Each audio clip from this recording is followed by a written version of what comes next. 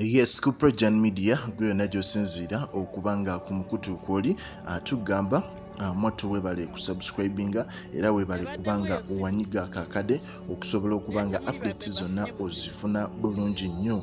Yes, ensonga ya bomu mu ggwanga erya Uganda ekutte wansi ne waggulu olw'ensonga nti twakuwadde story olunaku olw'eggulo walabye bomu endala eyakubye ku Swift bus eyabadde egenda e Bushenyi, naye ate olunaku olw'eggulo omukulu amanyiddwa nga muhoozi kainerugaba ng'ono mutabani wa President Yoweri Museveni.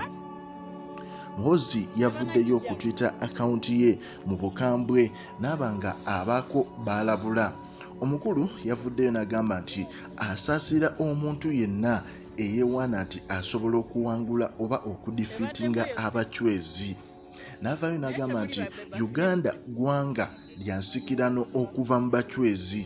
Owulira, n'agamba nti era abo abantu bonna abavaayo kubanga bakasuka bubbomu obutonotono bajja kuyiga essomo era bajja kukifuuwa nga bakizza munda olw'ensonga nti teri yeepankira ku Uganda n'amalako.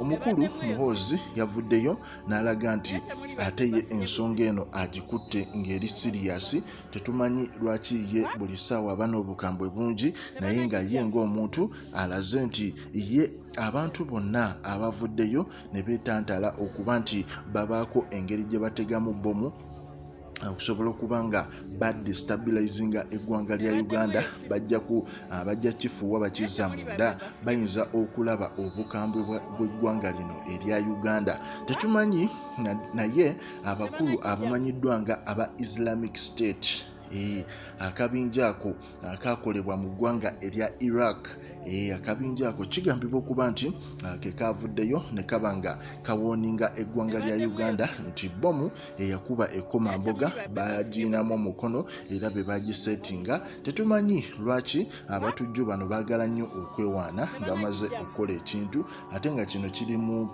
lifestyle yaabwe oba mu nkola yaabwe.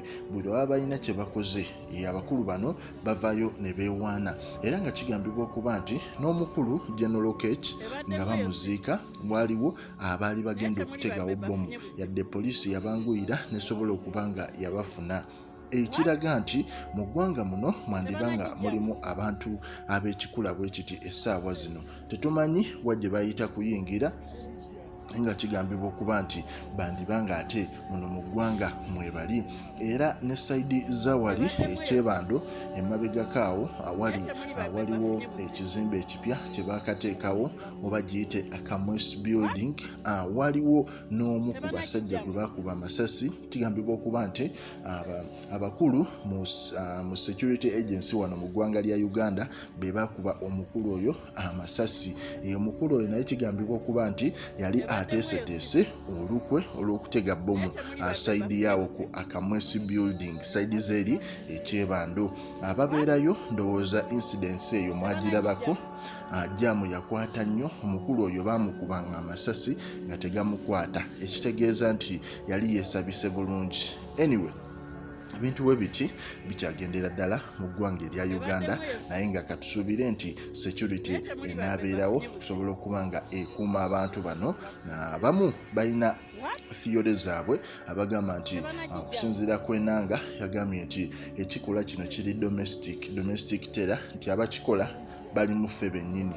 So n'agamba nti biri ebyaba ebweru tubiveeko, abakikola bali wano wennyini. Kyetutamanyi oba kituufu kubanga oluusi statement zaabwe zicontradictinga. Kubunkenke media likinga, commentinga, mwattu era osubscribinge.